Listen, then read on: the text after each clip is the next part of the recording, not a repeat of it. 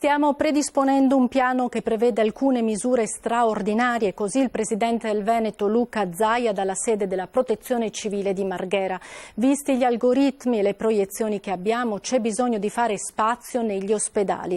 Lo conferma il direttore generale della Sanità Veneta, Domenico Mantoan. Ci stiamo attrezzando per rinforzare i reparti dedicati a questa emergenza, dice. Sentiamolo nel servizio di Curzio Pettenò. Terrazza della sede della Protezione Civile a Marghera. Confabulano tra loro il presidente del Veneto Zaia e il direttore generale della sanità regionale Mantoan. Continuano i contagi di coronavirus. La sanità veneta si attrezza. La situazione è attualmente sotto controllo.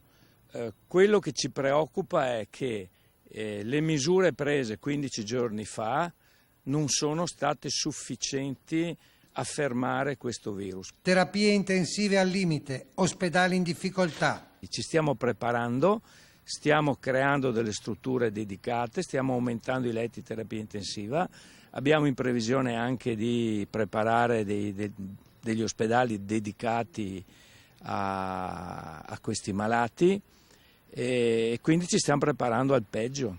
Andremo a identificare delle degenze aggiuntive per i malati Covid e probabilmente dovremo anche preparare un piano di sospensione delle attività ordinarie. Cosa vuol dire?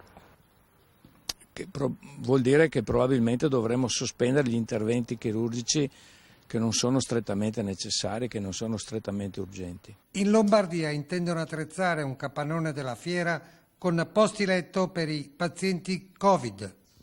In questo momento noi non abbiamo queste necessità e io spero che le misure del governo rallentino l'evoluzione del virus in modo da non dover anche noi arrivare a questa necessità. In questo momento non ce l'abbiamo.